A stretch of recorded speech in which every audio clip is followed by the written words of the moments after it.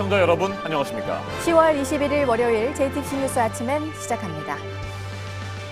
밤사이 서울을 비롯한 수도권과 충청, 전라 등 서쪽 지역을 중심으로 미세먼지 농도가 높아졌습니다. 특히 충남 지역의 초미세먼지 농도는 이미 나쁨 수준을 보이고 있습니다. 중국이 미세먼지가 고기압 가장자리를 따라 한반도로 들어왔기 때문인데 오늘 오후에 또다시 많은 양의 중국발 미세먼지가 유입될 것으로 보입니다. 새벽 6시를 기해 서울 등 수도권에는 미세먼지 예비 저감 조치가 발령됐습니다.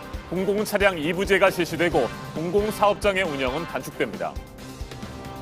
아프리카 돼지열병에 감염된 멧돼지가 또 나와서 모두 10마리로 늘었습니다. 이번에는 경기도 연천 민통선에서 3km 떨어진 곳에서 발견된 야생 멧돼지 사체에서였는데 민통선에서 꽤 멀리 떨어진 지점이라서 초기 방역이 실패했다는 지적이 나오고 있습니다. 더불어민주당이 패스트트랙으로 올라온 법안들 가운데 고위공직자범죄수사처 설치법을 검경수사권조정법과 선거법에 앞서 먼저 처리하기로 방침을 정했습니다. 자유한국당은 공수처 사법 개혁을 막겠다며 강하게 반발하고 있습니다. 조국 전 법무부 장관 부인 정경심 교수에 대한 조사를 사실상 마무리한 검찰이 구속영장을 청구할지 이번 주에 결정할 것으로 보입니다. 조사 내용뿐만 아니라 건강 상태가 변수가 될 것으로 보입니다. 복면금지법에 반대하는 홍콩 시위대가 중국계 은행과 점포 등을 집중 공격하고 있습니다. 반중 정서를 격렬하게 드러내고 있습니다. 시위를 이끌고 있는 시민단체 대표와 야당 정치인 등이 백색 테러를 당하고 경찰의 강경 진압이 잇따르자 시위대는 그 배후에 중국이 있다며 더욱 반발하고 있습니다. 러시아에서 댐이 무너지는 사고가 나서 15명이 사망하고 5명이 실종 상태입니다. 사고가 난 댐은 관계 당국의 허가를 받지 않고 세워진 불법 시설이었습니다. 한동안 잠잠했던 미세먼지가 다시 기승을 부리고 있습니다. 밤사이 서쪽 지역을 중심으로 미세먼지 농도가 높아졌습니다. 특히 충남 지역의 초미세먼지 농도는 이미 나쁨 수준을 보이고 있습니다. 중국발 미세먼지의 영향 때문인데 내일까지 공기의 질은 더욱 나빠질 것으로 보입니다. 네, 오늘 수도권 지역에서는 예비 저감 조치가 시행돼서 공공기관 임직원들을 대상으로 한 차량 2부제 등이 실시가 됩니다. 올가을 들어서 처음입니다. 이재승 기자입니다. 서울 등 수도권과 충청, 전라 등 서쪽 지역을 중심으로 미세먼지 농도가 높아지고 있습니다. 새벽 4시 기준 충남의 초미세먼지 농도는 세제곱미터당 38마이크로그램으로 나쁨 기준 35마이크로그램을 넘어섰습니다. 경기와 전북 지역의 초미세먼지 농도도 30마이크로그램 안팎까지 올랐습니다. 중국의 미세먼지가 서해에 있는 고기압 가장자리를 따라 들어와 그대로 우리나라에 머물고 있기 때문입니다. 여기에 오늘 오후 또다시 중국발 미세먼지가 더해지겠습니다. 오늘 들어오는 미세먼지는 어제 유입된 것보다 더 고농도일 가능성이 높습니다. 이 때문에 서울 등 수도권에는 새벽 6시를 기해 미세먼지 예비 저감 조치가 발령됐습니다. 예비 저감 조치는 다음날 비상 저감 조치 발령 가능성이 높을 경우 하루 전 미리 미세먼지를 감축하는 조치입니다. 이들 지역에서는 공공차량 2부제와 공공사업장 운영 단축 등의 조치가 시행되고 있습니다. 국립환경과학원은 오늘 한반도 서쪽 대부분 지역의 미세먼지 농도가 나쁨 수준으로 오른다고 예보했습니다. 미세먼지 농도는 내일 최고로 치솟겠고 수요일부터 조금씩 나아질 전망입니다. 한편 제주와 남해안은 동풍이 불면서 미세먼지의 영향을 덜 받고 있습니다. 오키나와 남쪽에서 올라오는 25 태풍 너구리가 동풍을 일으키며 중국발 스모그를 막아내는 모양새입니다. JTBC 이재승입니다. 그동안 태풍 등의 영향으로 한반도에서는 미세먼지가 많이 쓸려갔지만 중국은 그렇지 않았습니다. 바람길이 막히면서 건조한 내륙부터 해안의 공장지대까지 미세먼지가 계속해서 쌓였습니다. 바람의 방향이 바뀌면 언제든지 우리나라를 비롯한 주변 국가로 퍼지게 되는 겁니다. 조익신 기자입니다. 샛노란 안개에 휩싸인 간수성 우회현. 고층 빌딩들조차 머리만 남긴 채 자취를 감췄습니다. 공기질 지수는 200을 넘어 황색주의보가 발령됐습니다. 황색주의보는 중국의 4단계 기상경보 가운데 3번째로 높습니다. 중국 곳곳에서 공기가 정체되면서 짙은 안개 낀 날씨가 계속되고 있습니다. 바람길이 막히며 미세먼지 수치도 수직으로 상승했습니다. 기상청의 미세먼지 지도입니다. 중국 중부와 동부가 미세먼지로 빨갛게 물들어 있습니다. 날씨가 추워지며 북서풍이 불기 시작하면 대륙에 쌓여있던 오염물질이 우리나라로 넘어올 수 있습니다. 중국 정부는 그동안 미세먼지 책임론에 강하게 반발해왔습니다. 韩国方面是不是有充分的依据？韩国的雾霾是来自中国的。我注意到这2天报道，首尔的雾霾达到了100。 다음 달엔 동북아시아의 대기 오염 물질 이동과 관련해 한중일이 함께 참여한 공동 연구 보고서가 공개됩니다. 미세먼지가 과연 누구 탓인지 과학적 근거가 나올 것으로 주목됩니다. JTBC 조유신입니다. 경기도 연천군에서 발견된 야생 멧돼지 사체에서 아프리카 돼지열병 바이러스가 또 검출됐습니다. 10번째 멧돼지 감염이 확인된 겁니다. 멧돼지 사체는 민간인 출입 통제선으로부터 꽤 멀리 떨어진 남쪽에서 발견됐기 때문에 아프리카 돼지열병이 예상보다 더욱 광범위하게 퍼졌을 가능성도 있습니다. 이상엽 기자가 보도합니다. 멧돼지 사체에서 아프리카 돼지열병 바이러스가 또 검출됐습니다. 환경부는 지난 18일 오후 5시 20분쯤 멧돼지 사체가 발견됐다는 신고를 접수했습니다. 경기 연천군의 민간인 출입 통제선 부근입니다. 국립환경과학원은 시료를 채취해 분석한 뒤 어제 오후 5시쯤 확진 판정을 내렸습니다. 아프리카 돼지열병에 감염된 멧돼지 사체는 10마리로 늘었습니다. 비무장지대 안에서 1마리, 민통선 부근에서 9마리가 확인됐습니다. 특히 민통선 바깥에서 감염된 멧돼지 사체를 확인한 건 2번째입니다. 이번엔 남쪽으로 3km 더 떨어진 곳에서 발견됐습니다. 아프리카 돼지열병 바이러스가 더 넓게 퍼졌을 수도 있는 겁니다. 전문가들은 초기 방역에 실패한 것 아니냐고 지적했습니다. 환경부는 감염된 멧돼지 사체가 더 있는지 확인하고 1차 철조망도 설치할 방침입니다. JTBC 이상엽입니다.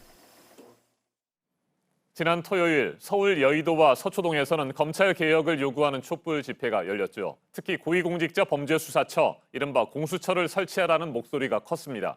더불어민주당이 이 같은 상황에서 공수처법을 우선적으로 처리하겠다고 밝혔습니다. 반면 자유한국당은 끝까지 막겠다는 입장입니다. 안익은 기자가 보도합니다. 여의도 촛불 집회 다음 날 더불어민주당은 검찰 개혁과 공수처 설치 목소리를 높였습니다. 국민의 마음에 다시 촛불이 켜지고 있고 무소불위의 검찰 권력을 향해 국민은 검찰 개혁을 명령하기 시작했습니다. 민주당은 패스트트랙으로 올라온 법안 중 공수처법을 우선 처리하기로 했습니다. 10월 28일 이후에 공수처 설치 법안을 우선적으로 처리하는 것에 대해서 그렇게 우리 강력하게 진행하는 걸로. 검경수사권 조정법, 선거법보다 공수처법을 먼저 처리하자는 겁니다. 민주당은 공수처의 기소권 남용을 막기 위한 바른미래당 권은희 의원 안도 적극적으로 논의하겠다는 입장입니다. 함께 처리하려면 더 시간이 걸릴 수밖에 없는 검경수사권 조정법이나 선거법을 떼내 공수처법 통과에 전력을 집중하겠다는 뜻으로 해석됩니다. 민주당은 먼저 자유한국당을 설득하되 안 되면 다른 야당들과 다시 공조하는 방식도 검토하기로 했습니다. 그 결과에 따라 제2차 패스트트랙 공조의 가동 여부도 저희는 심각하게 검토하고 판단하겠습니다. 자유한국당은 강하게 반발했습니다. 공수처 사법개혁 저지에 국민이 끝까지 함께 할 것입니다. 자유한국당은 국민과 함께 자유민주주의를 지키기 위해 끝까지 투쟁할 것입니다. 선거법을 우선 처리하기로 한 다른 야당들과의 합의도 넘어야 할 숙제입니다. JTBC 안의근입니다. 조국 전 법무부 장관 일가를 수사하고 있는 검찰이 조 장관 부인 정경심 동양대 교수에 대한 조사를 사실상 마무리했습니다. 정 교수는 6차례 조사를 받았고 지난 17일 오후 한 번 더 검찰에 출석해 조서 열람까지 마쳤습니다. 검찰은 이번 주 구속영장 청구 여부를 결정할 것으로 보입니다. 이도성 기자입니다. 지난 16일 6번째 조사를 받은 정경심 동양대 교수는 다음 날 오후 검찰에 나와 조서 열람을 마쳤습니다. 필요한 경우엔 검찰이 다시 정 교수를 부를 수 있지만 사실상 정 교수에 대한 조사는 마무리된 것으로 보입니다. 정 교수는 자녀 입시 그리고 사모펀드와 관련한 의혹을 받고 있고 증권사 직원을 통해 증거인멸을 교사한 혐의도 받고 있습니다. 이 때문에 검찰이 구속영장을 청구할 것이란 전망이 있었습니다. 하지만 건강 문제로 조사가 중단되고 뇌경색과 뇌종양 진단이 담긴 의료 기록을 정 교수가 검찰에 내면서 상황이 달라졌습니다. 정 교수 측은 여러 차례 검찰 소환에 응한 만큼 도주 우려가 없고 이미 동양대 표창장 위조 혐의로 재판이 시작된 점을 강조하고 있습니다. 앞서 법원은 조 전 장관 동생 조모 씨에 대한 구속영장을 기각하면서 건강 상태를 이유로 적었습니다. 검찰은 정 교수에 대한 조사 내용과 건강 등을 검토해 이번 주 신병 처리에 대한 최종 결정을 내릴 전망입니다. JTBC 이도성입니다. 다시 한번 격화되고 있는 홍콩 시위 소식입니다. 시위를 주도하고 있는 인사들에 대한 테러가 이어지면서 시민들의 분노가 더 커졌습니다. 일주일 만에 집회를 불허한 경찰은 강경 진압에 나섰습니다. 조민진 기자입니다. 홍콩 경찰은 허가 일주일 만에 집회를 다시 금지했습니다. 폭력 시위가 우려된다는 이유에서입니다. 하지만 홍콩 시민 수만 명은 복면금지법을 반대하며 행진했습니다. 경찰의 무력 사용을 지지한다는 캐리람 행정장관의 입장 발표 이후 한층 거세게 반발했습니다. 홍콩 경찰이 짐승처럼 사람을 죽인다고 쓴 대형 플래카드도 등장했습니다. 캐리람 장관과 히틀러를 결합한 사진도 만들었습니다. 시위를 이끈 시민단체 대표 폭행 사건을 비롯해 범민주 진영 인사들을 겨냥한 백색 테러가 잇따르자 분노가 고조되고 있습니다. I think it is our responsibility to try our best to continue what we're doing because we need to let the government know that we are not giving up either. 시위대는 테러의 배후가 중국이라고 믿고 있습니다. 때문에 홍콩 최대 관광지인 침사추이와 몽콕 일대에 있는 중국계 은행과 중국 휴대전화 브랜드 샤오미 점포 등을 집중 공격했습니다. 경찰은 최루탄과 물대포차 등을 동원해 시위대를 진압했습니다. 시위대 역시 경찰에 화염병을 던지고 보도블록을 깨며 맞섰습니다. 인권단체들은 5달에 걸친 시위 기간에 100명 넘는 청소년이 체포돼 폭력과 장기 구금 피해를 당하고 있다고 비판했습니다. JTBC 조민진입니다. 러시아에서 댐이 무너져서 15명이 숨졌습니다. 5명의 실종자를 찾기 위한 작업이 계속되고 있는데요. 이 댐은 허가를 받지 않은 불법 시설이었습니다. 안전규정 위반이 있었는지 조사가 진행되고 있습니다. 이상엽 기자입니다. 댐 주변 마을 전체가 물에 잠겼습니다. 무너진 틈 사이로 흙탕물이 쏟아집니다. 구조대는 허리까지 차오른 물속에서 사람을 찾습니다. 구명 보트와 헬기도 투입됐습니다. 러시아 크라스노야르스크에서 폭우로 댐이 무너져 20명의 사상자가 발생했습니다. 15명이 숨지고 5명은 실종된 걸로 파악됐습니다. 사고는 현지 시간 19일 새벽 2시쯤 일어났습니다. 셰팅키노 마을 부근에 댐이 무너진 겁니다. 거대한 물살은 인근 건물 2채를 덮쳤습니다. 금광회사 노동자 80여 명이 물에 휩쓸려 떠내려갔습니다. 댐은 땅속에 묻힌 금을 캐기 위한 무허가 불법 시설로 알려졌습니다. 러시아 재난당국은 구조 작업에 나섰지만 아직까지 실종자를 다 찾진 못했습니다. 수사당국은 금 채굴 과정에서 안전규정을 위반했는지 여부를 확인하고 있습니다. 금광회사 관계자를 입건해 조사 중입니다. JTBC 이상엽입니다. 미국에서 열리는 내년 G7 정상회의를 트럼프 대통령이 가지고 있는 골프 리조트에서 열겠다고 백악관이 앞서 밝힌 이후 논란이 컸습니다. 대통령 개인 소유의 사업장에서 국제 행사가 열리는 게 적절하냐는 것이었는데요. 결국 이 계획이 없던 걸로 됐습니다. 임종주 특파원이 전해왔습니다. 트럼프 미 대통령이 2020년 G7 정상회의 개최지로 도럴 리조트를 더 이상 고려하지 않기로 했다고 밝혔습니다. 이런 내용을 트윗에 올렸습니다. 도럴 리조트는 트럼프 일가가 소유한 플로리다 골프 리조트입니다. 백악관이 이곳을 개최지로 결정했다고 발표한 지 이틀 만입니다. Well, the president isn't one for holding back his feelings and his emotions about something. He was honestly surprised at the level of pushback. 백악관 발표 이후 사익을 추구한다는 비판이 잇따랐습니다. 의회 승인 없이 선물을 받거나 이익을 취해서는 안 된다는 헌법 조항을 위반하는 것이라는 지적도 거셌습니다. 탄핵 조사를 진행하고 있는 하원에서는 규탄 결의안 추진이 언급됐습니다. 사적 이익은 없고 다른 곳보다 싼 최적의 시설이라는 해명에도 우군인 공화당까지 들끓을 조짐을 보이자 트럼프 대통령이 결국 마음을 바꾼 것으로 보입니다. 이 과정에서 우크라이나 스캔들의 대가성을 인정하는 취지의 말을 한 멀베이니 비서실장 대행은 또다시 논란성 발언을 내놨습니다. At the end of the day, he still considers himself to be in the hospitality business, and he saw an opportunity to take the biggest leaders from around the world. I just have to pick up. You say he considers himself in the hospitality business. He's the president of the United States. Yeah. 트럼프 대통령은 미디어와 민주당의 광적인 적대감 때문이라며 번복 결정을 언론과 야당 탓으로 돌렸습니다. 시민단체에서는 결국 트럼프의 인식은 변하지 않았다는 지적이 제기됐습니다. 워싱턴에서 JTBC 임종주입니다. 터키와 크루드족 간의 충돌 사태 관련 새 소식도 보겠습니다. 일단은 지금 휴전 합의가 유지가 되고 있습니다. 이런 가운데 미국의 펠로시 연방하원 의장이 이끄는 하원 대표단이 중동에 갔다고 하는데요. 얼마 전에 트럼프 대통령을 만나서 시리아 철군 결정을 거세게 비판했었고 트럼프 대통령이 막말을 하니까 회의장을 박차고 나간 바 있습니다. 보도 연결해서 알아보겠습니다. 안태훈 기자, 시리아와 국경을 맞대고 있는 요르단에 갔습니다. 트럼프 행정부 정책 기조와는 별개로 역할을 하겠다 이런 뜻이겠죠? 네, 일단 그렇게 볼 수가 있을 것 같습니다. 하원 대표단이 시리아와 인접한 요르단을 방문했다라고 미국 언론들이 보도했습니다.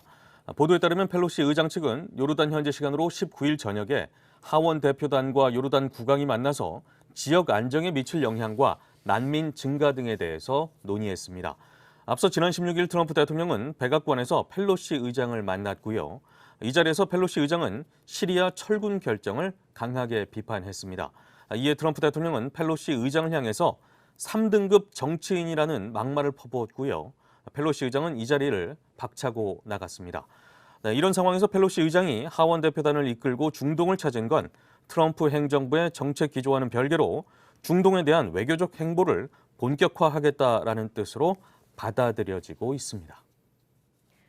네, 그럼 터키와 크루드족 간의 상황은 지금 어떻습니까? 미국의 중재로 휴전 합의가 나왔었잖아요. 네, 그렇습니다. 시리아의 북부 도시죠. 라스 알 아인에 머물던 크루드 민병대가 현지 시간으로 20일 터키와의 합의에 따라서 도시에서 철수했습니다. 다만 시리아 북부의 또 다른 도시죠. 탈 아부야드에선 같은 날 크루드 민병대의 공격으로 터키 병사 1명이 숨졌다라고 터키 국방부가 밝히기도 했습니다. 그러면서 크루드 민병대가 정찰 임무를 하던 터키 병사들을 공격했다며 터키군도 보복 공격을 가했다라고 설명했습니다. 이번 충돌로 인한 크루드 민병대의 피해 여부는 아직까지는 전해지지 않고 있습니다. 앞서 지난 17일 터키와 크루드 민병대는 미국의 중재로 5일 동안 휴전하기로 합의한 바 있습니다. 이 밖에 새로 들어온 소식들은 잠시 후 8시쯤에 다시 연결해서 전해드리도록 하겠습니다. 지금까지 아침엔 지금 JTBC 안태훈입니다. 이번에는 오늘 아침 체크해봐야 할 뉴스들을 분야별로 살펴보겠습니다. 먼저 정치 분야입니다. 국회가 내일부터 내년도 예산안 심사에 들어갑니다. 정부의 내년도 예산안이 올해보다 9.3% 늘어나 사상 최초로 500조 원이 넘는 슈퍼 예산인 만큼 재정 건전성을 둘러싸고 여야의 치열한 공방이 예상됩니다. 양정철 민주연구원 원장이 최근 최동욱 전 검찰총장과 신현수 전 국정원 기획조정실장, 이재순 전 청와대 사정비서관 등 검찰 출신 인사들을 만난 것으로 알려졌습니다. 이 자리에서 내년 4월 총선 출마 가능성을 타진하거나 검찰개혁에 대한 논의를 했을 것이라는 추측이 나왔는데 양 원장 측은 미국 연수를 마치고 돌아온 신 전 실장을 환영하기 위한 모임이었다며 확대 해석에 선을 그었습니다. 진성준 전 더불어민주당 의원이 지난 토요일 검찰개혁을 촉구하는 촛불 집회에서 2012년 김무성 자유한국당 의원이 공수처법을 대표 발의했다고 말했습니다. 이에 대해 김무성 의원 측은 공수처법을 대표 발의한 적도 공동 발의자로 참여한 적도 없다며 적극 부인했습니다. 이후 진성준 전 의원은 확인 결과 대표 발의자는 이재호 전 의원이었다며 기억 착오였다고 사과했습니다. 민간 택지에도 분양가 상한제를 적용하는 내용의 주택법 시행령이 내일 국무회의 통과를 앞두고 있고요. 다음 주에는 시행이 될 것으로 보입니다. 관심은 대상 지역인데요. 외부 전문가들이 참여하는 주거정책심의위원회 절차 등을 거쳐서 다음 달 초에 확정이 될 것으로 예상되고 있습니다. 대규모 투자 손실이 있었던 파생결합펀드 사태도 있었고 이 사모펀드에 대한 시장의 불안감이 커지면서 금융감독원이 이번 주 사모펀드의 유동성 현황, 운영 구조 등에 대해서 실태 조사에 들어갑니다. 제도 전반에 허점이 있는지 전수조사할 예정입니다.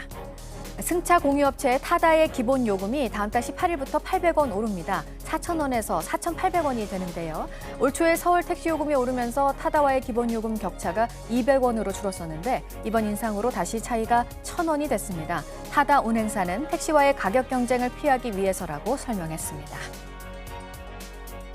계속해서 사회 분야 뉴스입니다. 어젯밤 10시 반쯤 경기도 부천의 11층 상가 건물에서 불이 났습니다. 10층 헬스장에서 불이 시작됐는데 건물 안 산후조리원에 있던 산모와 신생아, 직원 등 13명이 긴급 대피했습니다. 이들 가운데 4명이 연기를 들이마셔 병원에서 치료를 받고 있습니다. 어제 오후 서울 강동구의 한 상가 건물에서 60대 남성이 추락해 숨진 채 발견됐습니다. 가정 불화로 아내를 흉기로 찌른 뒤 극단적인 선택을 한 것으로 보입니다. 병원으로 옮겨진 아내는 생명에는 지장이 없는 것으로 전해졌습니다.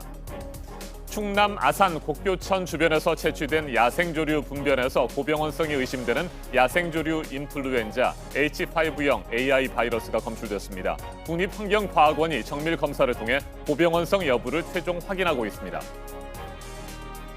내년에 연장 여부가 결정이 될 도서 정가제와 관련해서 청와대 국민청원이 올라왔는데 5만 명이 넘게 동의를 했습니다. 동네 서점을 살리기 위해 시행된 도서 정가제지만 책에 대한 접근성을 떨어뜨리고 있다면서 폐지를 주장하는 내용입니다. 세계과학문화포럼이 오늘부터 이틀 동안 대전에서 열립니다. 과학으로 여는 미래사회, 과학과 문화의 융합 등을 주제로 전문가들이 강연을 합니다.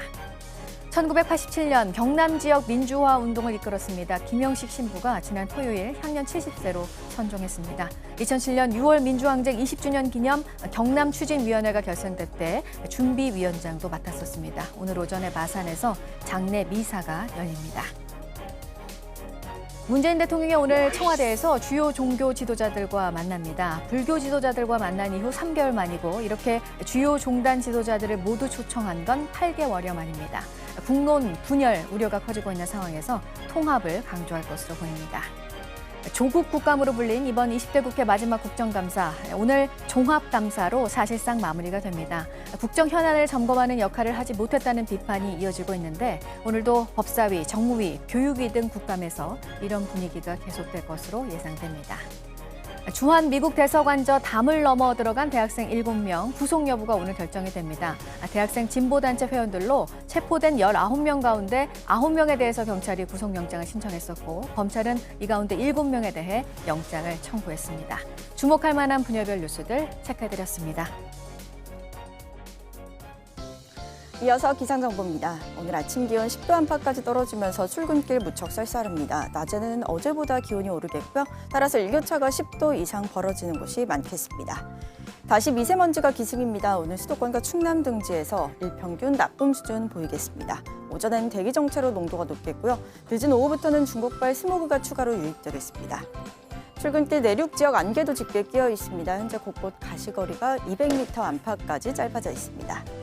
오늘 낮 기온은 서울이 25도, 광주 24도, 강릉과 대구는 23도까지 오르면서 평년 기온 웃돌겠습니다. 북한도 대부분 20도를 넘어서면서 선선하겠습니다. 내일도 일교차가 크겠고요. 공기질은 탁하겠습니다. 한편 내일은 제주에, 수요일 강원 영동, 목요일엔 강원 영동과 남부지방 중심으로 비 소식이 있습니다. 기상정보였습니다.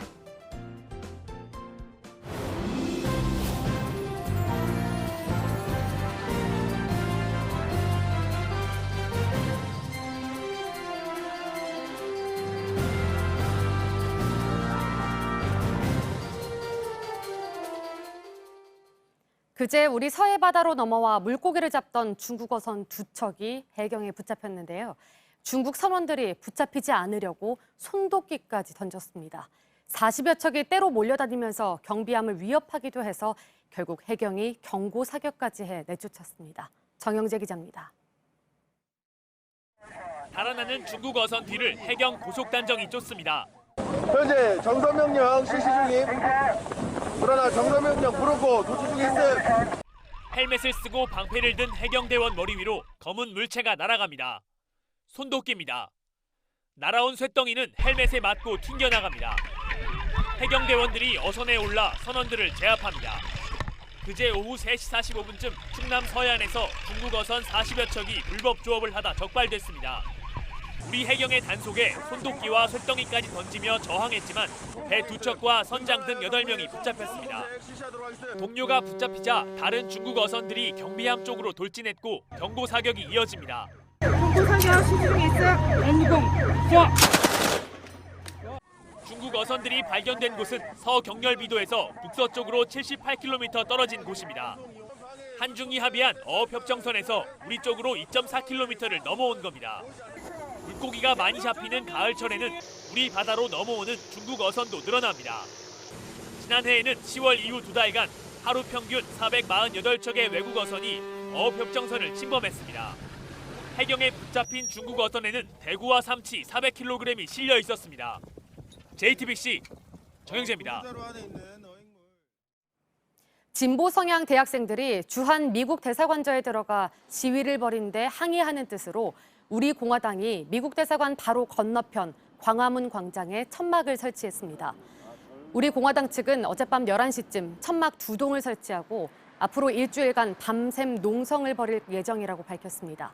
이어 굳건한 동맹국의 우애를 강조하기 위해 천막을 설치했다고 설명했습니다. 어젯밤 9시 15분쯤 중부 내륙고속도로 창원 방향 성주 나들목 인근에서 화물차 2대와 승용차 등 차량 석 대가 잇따라 부딪혔습니다. 이 사고로 승용차 운전자가 목 부위를 다쳐 병원으로 옮겨져 치료를 받고 있습니다. 경찰은 1차로를 주행하던 승용차와 25톤 화물차가 먼저 부딪힌 뒤 뒤따라오던 16톤 화물차가 잇따라 충돌한 사고라고 설명했습니다. 제주 서귀포시 법한동에서 어제 투산 SUV가 소나타 승용차와 부딪힌 뒤 가로수를 들이받았습니다. SUV 운전자가 크게 다쳐 인근 병원으로 옮겨졌으나 숨졌습니다. 경찰은 목격자 등을 상대로 사고 원인을 조사하고 있습니다.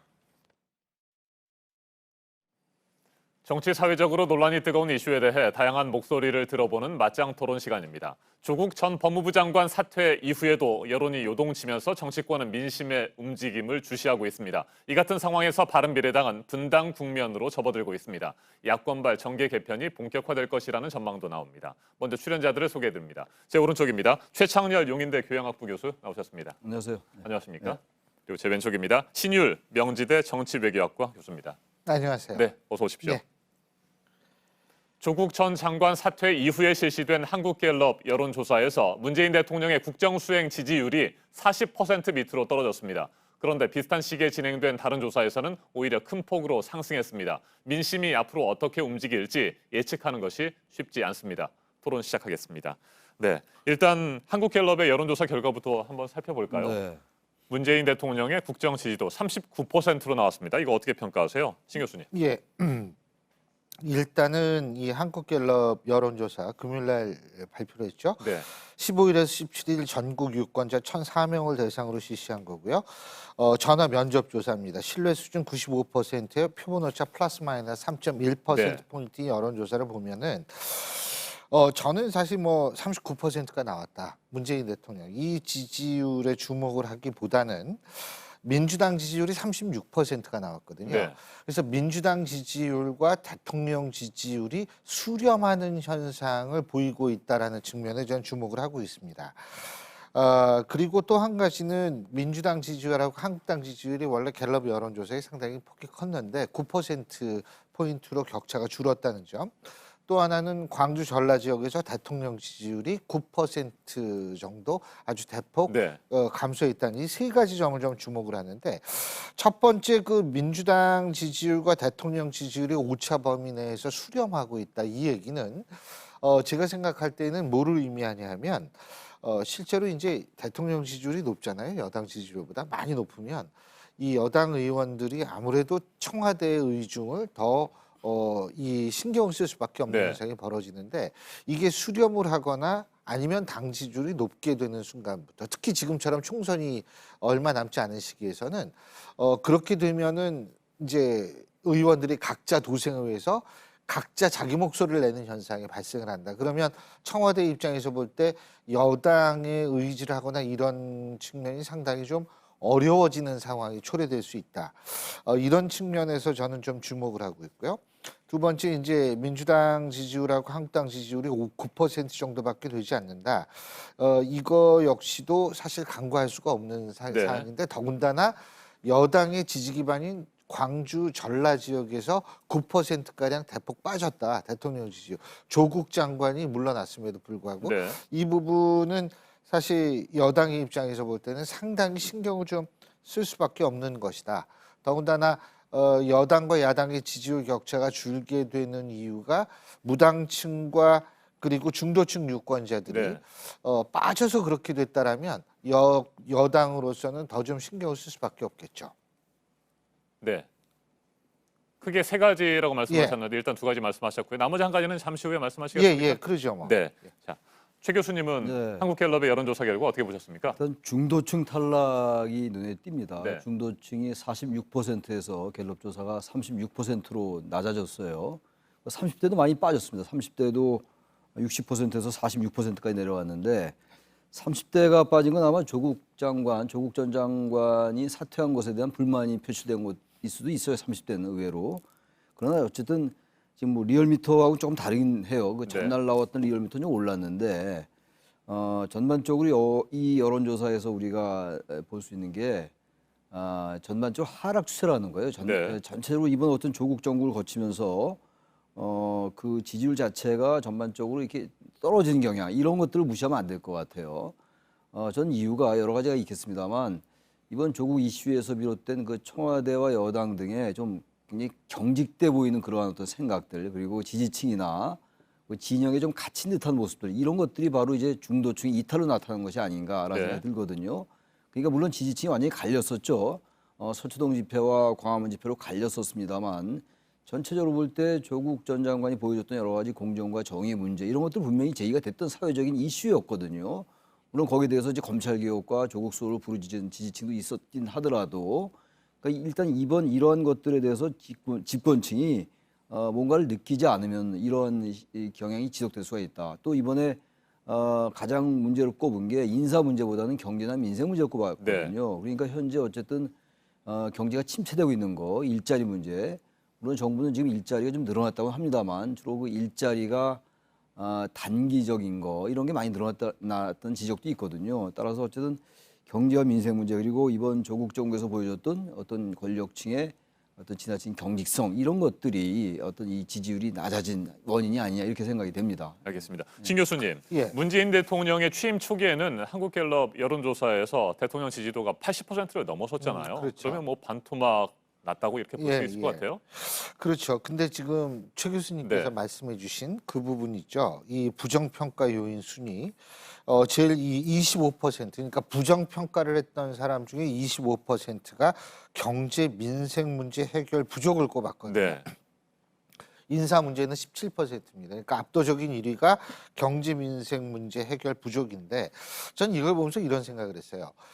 일반적으로 여론조사하면서 뭐 조국 전 장관이 사퇴를 했으니까 이제 올라갈 것이다 이런 얘기를 하는 쪽 일부가 이런 얘기를 했는데 사실 그것이 그렇게 적확한 예측은 아니지 않았나 이런 생각이 드는 이유가 조국 전 장관의 문제는 현 정권에 대한 불만 표출의 계기가 됐다는 것은 확실한데 실제로 그것이 근본적인 원인은 아니었다. 근본적인 원인은 뭐냐면 여기서 나오는 것처럼 경제 민생 문제 해결 부족 때문에 그랬다. 이렇게 볼 수가 있고요. 그렇기 때문에 조국 전 장관이 사퇴를 안 하면 그 불만 표출이 더 커질 뻔했는데 이 사퇴를 했기 때문에 이제 그 표출을 할 수 있는 계기는 없어졌는데 그럼에도 불구하고 불만 요인은 그대로 남아 있다. 이런 생각을 할 수밖에 없는 것 같고요.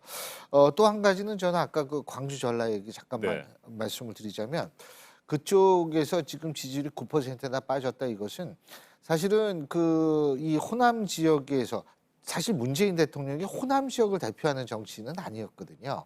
그런 차원에서 보자면 호남 지역은 일종의 문재인 대통령을 통해서 본인들의 어떤 정치적 이상을 좀 구현했으면 하고 바란 측면이 분명히 컸는데 그것을 이 문재인 대통령이 아마 잘 이루지 못했다라고 점점 시간이 가면서 생각하는 것 아닌가 이런 생각이 들기 때문에 제가 아까 이거를 꼽았는데요.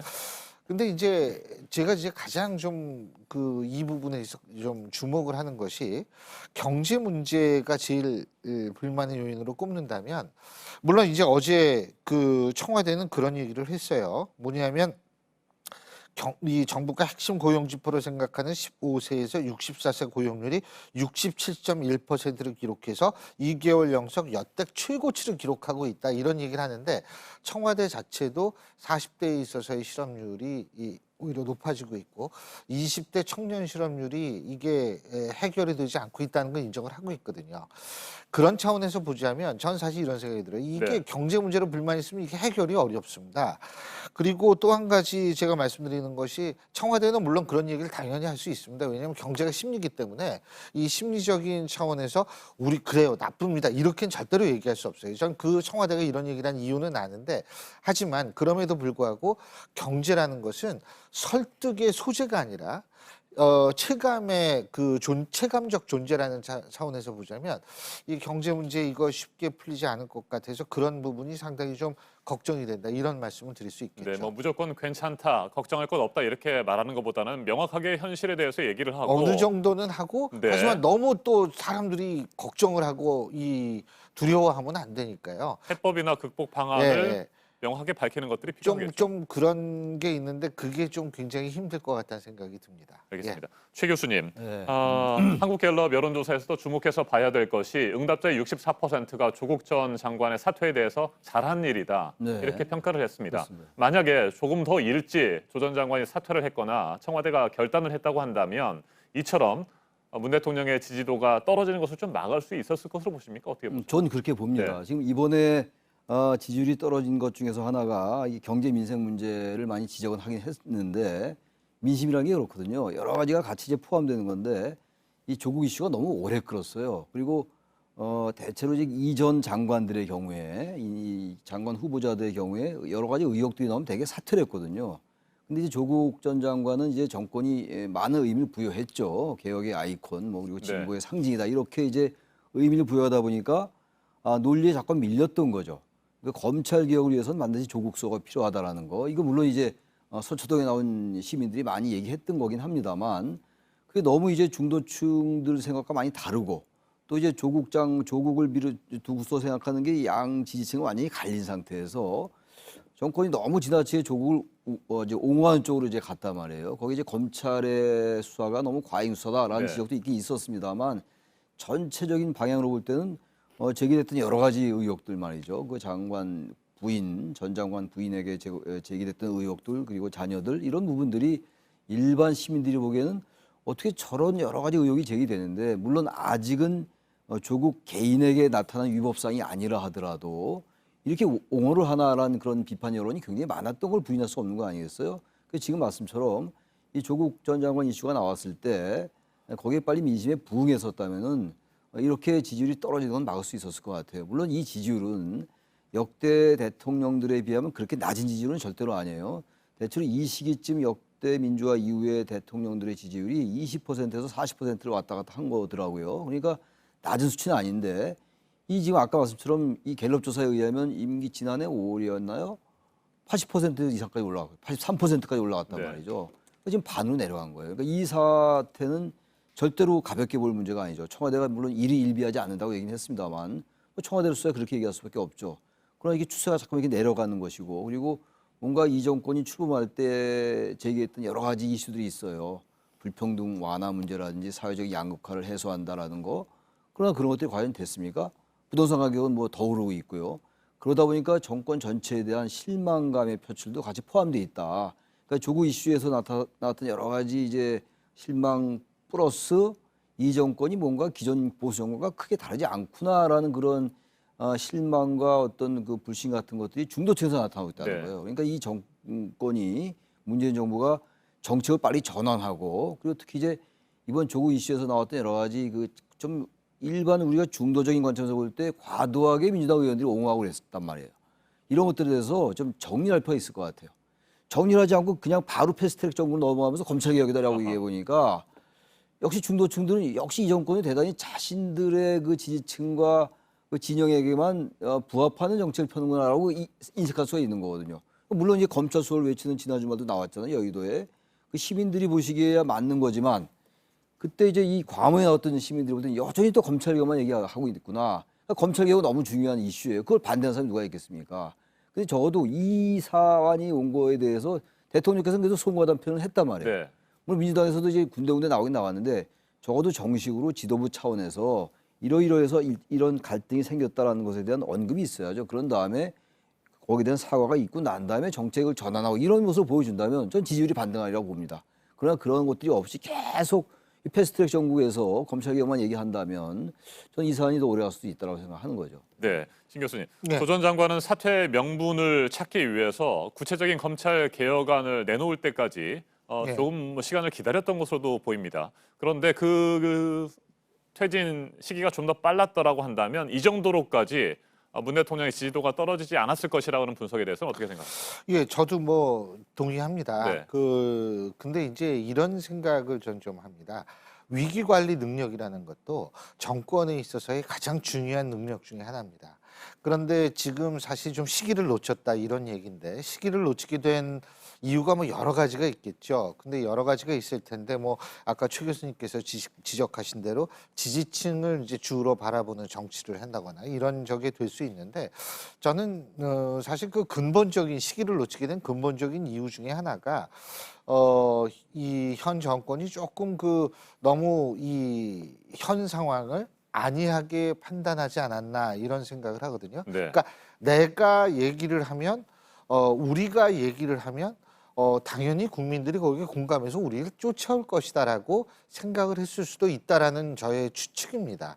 그런 생각, 그것을 뭐 일각에서는 오만함이라고 표현할 수도 있겠습니다만 어쨌든 그런 좀 안이한 판단, 이러한 것들이 결국은 위기관리 능력을 상당히 떨어뜨리지 않았나 이런 생각이 들고요. 자, 위기관리 능력이 그렇다고 칩시다. 그러면은 사태가 이제 이런 식으로 마무리가 되려면은 또 하나 필요한 것이 뭐냐면 이 수습하는, 이 일을 수습하는 것도 또 중요한 능력 중에 하나인데 그런데 그만뒀으니까 이제 됐어 라고 생각을 한다면 그것도 큰 오산이라는 거죠.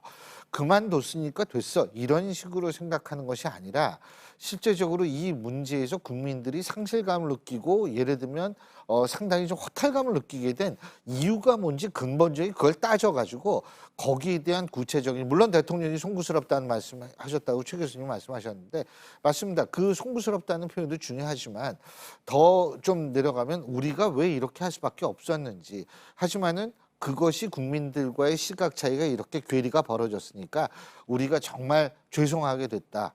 그래서 예를 들면 뭐 책임을 좀 지는 모습도 보이고 수습하는 것도 능력인데 제가 볼 때에는 자꾸 수습을 한다기보다는 그런 걸 한다기보다는 화제를 자꾸 딴 데로 돌리려고 하는 것 아닌가 이런 느낌을 받거든요.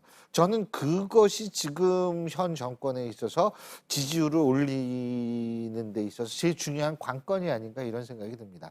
사안을 받아들일 건 받아들여야 하는데 자꾸 뭐 이걸 돌리려고 한다든지 이런 시도는 그렇게 바람직해 보이지는 않는 것이 사실이에요. 알겠습니다. 다음 주제로 넘어가 보도록 하겠습니다. 예. 바른미래당, 이제 뭐 되돌릴 수 없는 분당 국면으로 접어들고 있는 듯한 모습입니다. 결국에는 쪼개지게 될까요? 최 교수님. 근데 쪼개질 수밖에 없을 것 같고요. 쪼개지는 게 맞는 것 같아요. 만약에 저런 식으로 가는데 당이 다시 봉합한다 한들 의미가 있을까요?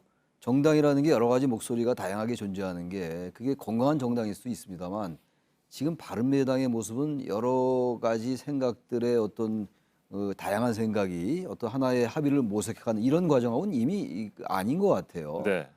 워낙 지금 뭐 지도부와 그리고 이 당권파와 이른바 비당권파와의 이 생각 차이가 워낙 많이 벌어졌어요. 그리고 이제 감정적인 골도 굉장히 깊어졌고 아시겠습니다만 이준석 최고가 이제 뭐 지교제가 됐다는 거 아닙니까? 그리고 지난달에는 하태경 최고도 마찬가지고 말이죠. 그러다 보니까 당권파 비당권파니 뭐 이제 뭐 돌아설 수 없는 건널 수 없는 강을 걷는 것 같은데 내년 총선이 있단 말이죠. 네. 그러니까 일단 이 당이 이제 분열될 거는 거의 확실하게 보이긴 하는데 시간 문제인 것 같아요. 근데 이제 어떠한 그 정치공학이 거기에 작동되느냐가 이제 시기를 어떻게 되느냐, 시기가 어떻게 되느냐를 결정할 것 같습니다. 유승민 의원은 지금 황교안 전 대표와 만나서 뭔가 보수통합을 논의하고 싶은데 거기에 대한 중요한 고리가 하나 있어요. 해결해야 될 고리가. 박근혜 탄핵에 대해서 어떤 생각을 갖느냐의 문제입니다. 지금 여권도 잠깐 아까 지적한 것처럼 어떤 문제에 대해서 사과하거나 정리를 안 해요. 우리나라 정치는. 거기에 대해서 설명을 하고 이렇게 해서 이런 결정을 내릴 수밖에 없었다라고 설명을 해야 됩니다. 그런 다음에 설득을 하고 그럼 지지층이 돌아오고 이탈했던 유권자가 돌아오는데 그건 그냥 끝난 이슈고 또 다른 이슈로 계속 정쟁을 해나가거든요. 거기에 대표적인 게 한국당입니다. 지금 민주당이나 이 정권들이 왜 이 정권이 지지율이 내려간 날 우리 둘이 얘기를 했지 않습니까? 저희 둘이서. 근데 한국당은 거의 못지 않아요. 박근혜 전 대통령 탄핵에 대해서 아직도 사과를 하지 않고 있고 네. 이 이슈는 아직 묻힌 이슈 생각하는데 그렇지 않습니다. 내년 선거에 또 나타날 거라고 저는 생각해요. 오로지 한국당 얘기하는 거는 정권 퇴진, 그리고 박근혜 석방 이런 것들에 집착하고 있단 말이에요. 이런 것들을 유승민 의원 입장에서 볼 때 해결이 안 되면 유승민 의원하고 황교안 대표가 이 결합할 수 있는 접점이 저는 안 생긴다고 생각해요. 그러니까 이걸 어떻게 해결한다면 유승민 의원이 바른정당계가 바른정당의 이른바 비당권파가 한국당으로 갈 수 있는 명분이 생기는 건데 한국당 주류는 또 이걸 또 반대하는 거거든요. 김지원 의원 같은 경우는 무슨 소리냐, 유승민 의원이 어디다 대고 박근혜를 얘기하느냐 이런 거 아닙니까? 네. 지금. 왜냐하면 김지원 의원은 자기 지역구가 그쪽이기 때문에 또 그런 말을 해야지 내년 총선에서 이기는 거거든요. 그러니까 여러 가지 정치적 셈법이 결합되다 보니까 지금 이 보수 통합이 반드시 필요한데 보수 진영으로서는 저는 그래서 보수 통합도 그렇게 쉽게 이루어지기가 어려울 것 같아요. 최소한 그 고리를 해결해야 될 거 아닙니까? 아하. 거기다 사과도 없고 네. 고리를 해결할 생각도 없으면 무조건 말로만 보수 대통합이다. 바른미래당의 분열은 거의 확실시 되는 것 같은데 바로 이러한 또 부정적 요인이 있어요. 통합에 있어서. 바로 이런 것들이 어떻게 아우러지냐에 따라서 시기가 결정될 것 같다는 생각입니다. 네, 유승민 전 대표와 황교안 대표가 조만간 만난다고 하더라도 보수 통합을 위한 논의가 급물살을 탈 것으로는 보지 않으시군요. 보지 않는다 이런 얘기입니다. 네, 신 교수님 어떻게 예측하세요? 일단은 바른미래당 같은 경우에 지금 뭐 한 정당이다 이렇게 부르기는 이제 그 시기는 지난 것 같아요. 뭐 당적은 모두 갖고 있을지 모르지만 실제적으로 이미 갈라진 상황이라고 저는 생각을 하고요. 그런데 이제 유승민 전 대표가 이제 황교안 대표와 뭐 만난다 이런 얘기를 하는데 저는 그 만나는 이유가요. 통합을 위해서 만난다기보다는 각자 다른 이유 때문에 만나자가 성립이 됐다라고 봅니다. 다시 말해서 유승민 전 대표 같은 경우에 지금 그 바른정당 출신들을 이끌고 있지 않습니까? 근데 그 중에서는 자유한국당과 합하는 것이 좋다라고 생각하는 사람도 있단 말이에요. 그러니까 이제 그런 사람들을 일단은 좀 다독이면서 하나로 묶어서 끌고 가야 되는데 다독인다는 차원에서 만남을 꺼려할 이유가 없다 이렇게 생각할 수 있는 거고요. 황교안 대표는 황교안 대표 나름대로 보수 통합 뭐 이런 거 하려면 우리가 마청 역할을 해야 되는데 내가 안 만나면 안 되지 않느냐 이런 생각 때문에 죄송합니다. 이런 생각 때문에 이 유승민 대표를 만난다 이런 느낌을 저는 많이 갖기 때문에 뭐 보수대 통합이 만나가지고 이루어진다 저 역시 이렇게 생각은 전혀 하지 않습니다. 그리고 이런 거를 한번 생각해 봐야 돼요. 유승민 전 대표의 입장에서 볼 때 황교안 대표가 지금 더 절실한지 앞으로 총선이라든지 아니면 더 미래를 내봐서 대선까지 볼 때 황교안 대표가 더 필요하다고 생각하는지 아니면 안철수 전 대표가 필요하다고 생각하는지 이 부분도 한번 따져봐야 되거든요. 근데 제 개인적인 생각으로 볼 때에는 만일 황교안 대표와 유승민 전 대표가 만나서 야 우리 보수대 통합하자. 물론 그럴 리 없습니다만 그래서 합의를 하잖아요. 그럼 안철수 전 대표하고의 어떤 그런 그 연결고리는 아예 물 건너간다고 저는 생각을 합니다. 그렇기 때문에 유 전 대표가 만일 안 전 대표와의 관계가 황 대표와의 지금 현재의 관계보다 더 중요하다고 생각한다면 더더욱 황 대표와의 만남이라는 것이 전 뭐 그렇게 크게 의미를 부여할 수 있는 그런 계기가 되지는 않지 그 계기는 안 될 것이다라고 생각을 하는 거고요. 그래서 뭐 바른미래당의 미래는 그렇게 바르거나 밝지는 않다 이렇게 얘기할 수밖에 없겠죠. 근데 어쨌든 뭐 그 바른미래당이 어떻게 되든 간에 그것이 당장 보수대 통합으로 이어지지는 않을 거라고 제가 생각합니다. 네, 결국 보수 통합 논의가 어느 정도의 성과를 이루지 않는다고 한다면 유승민 전 대표를 비롯한 비당권파의 탈당이라든지 뭐 당이 쪼개지는 작업도 조금 늦어지지 않겠습니까? 시기가 좀 늦춰지겠죠. 그러나 어쨌든 내년 총선은 계속 다가오고 있어요. 이렇게. 이 상태로는 선거를 칠 수 없다라는 그 공감대가 나름 있는 것 같아요. 비당권파로서는 바른미래당이 비당권파로서. 그래서 저는 시기의 문제라고 보는데 우리나라 정치 전반적으로 보면요. 한국당에게 이 민주당에게 빠진 지지가 안 가잖아요. 이걸 한국당이 아주 면밀하게 봐야 돼요. 왜 우리에게 지지율이 안 올까? 왜냐하면 한국당은 제가 아까 말씀드린 것처럼 계속 문재인 반문 가지고만 지금 뭔가 이 지지율을 끌어올리려 하는데 그건 그거 똑같아요. 민주당도 핵심 지지층을 넘어직해서 지지율이 떨어진 거나 마찬가지로 한국당도 항상 그 세력만 본단 말이죠. 지지율이 안 오르는 거예요. 그럼 이 지금 사회적으로 보수 대통합이 논의되고 있을 때 뭔가 바꿔야 돼요. 뭔가 뭐를 국민들이 원하는가? 중도 개혁 보수 맨날 나오는 얘기 아닙니까? 네. 근데 중도 개혁 보수라는 생각이 안 들잖아요. 한국당에게 여전히 수구적인 생각이 많이 든단 말이죠. 이걸 뭔가 황 대표가 바꾸면 그래서 이건 뭐 어려울 일이라고 보는데 나름 또 그 안에 주류 세력이 있으니까 친박과 좀 결별이 필요해요. 정치는 뭔가 새로운 패러다임의 변화가 있어야 되는 거 아니겠어요? 그 패러다임 그대로 갖고 가겠다.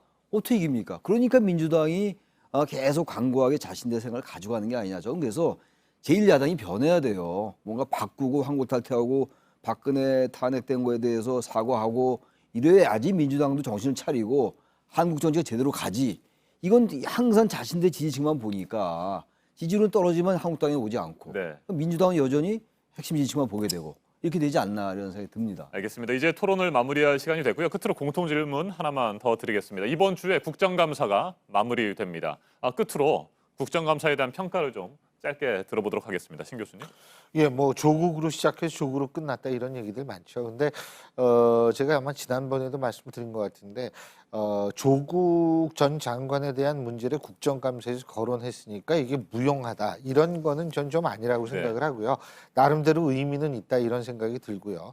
한 가지 제가 거듭 꼭 부탁드리고 싶은 게 국정감사 뭐 딴 거 다 제껴놓고 그 조국만 따져가지고 야 이런 국정감사 필요하냐 이런 얘기 하는데 국정감사의 무용론이라는 건 정말 위험한 발상이다.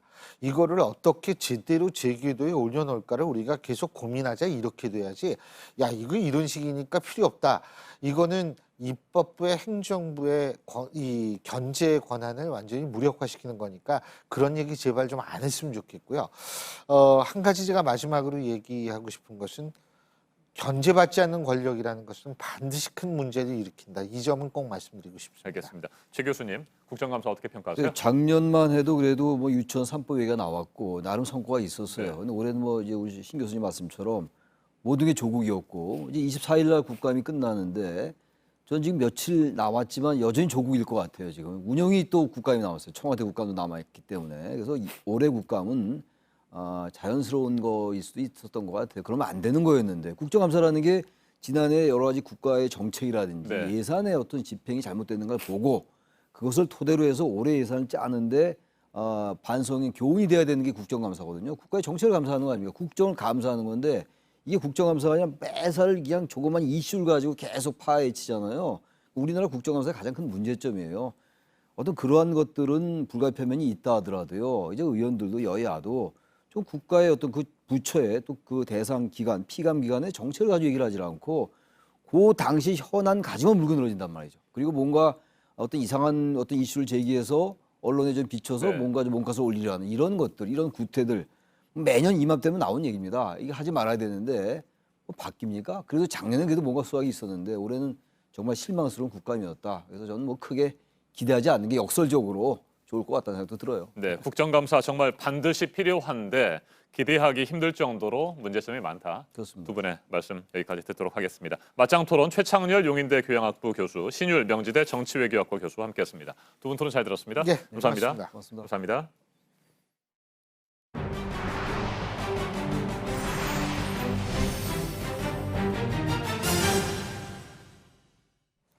일본군 위안부 피해자를 조롱하는 광고라는 논란이 일었었던 유니클로 광고. 피해 할머니가 출연한 패러디 영상까지 나왔습니다. 비판의 목소리가 컸는데요.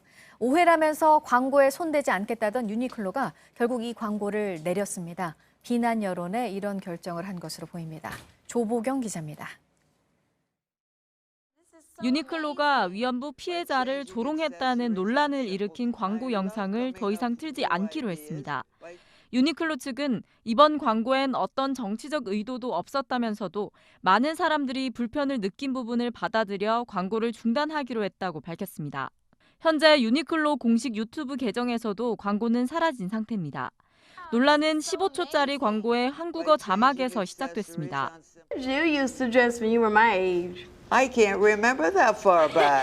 오래전 일이라는 부분을 한국에서만 80년도 더 된 일로 의역한 겁니다. 그러자 온라인 커뮤니티 등에선 1930년 말 일제강제동원 피해자들을 연상시키려 한 것 아니냐는 의혹이 일었습니다. 당초 유니클로는 오해일 뿐이라며 광고를 손댈 계획은 없다고 했습니다. 하지만 강제징용 피해자인 양금덕 할머니가 직접 출연하는 패러디 영상이 나오는 등 비판이 거세지자 입장을 바꾼 것으로 보입니다.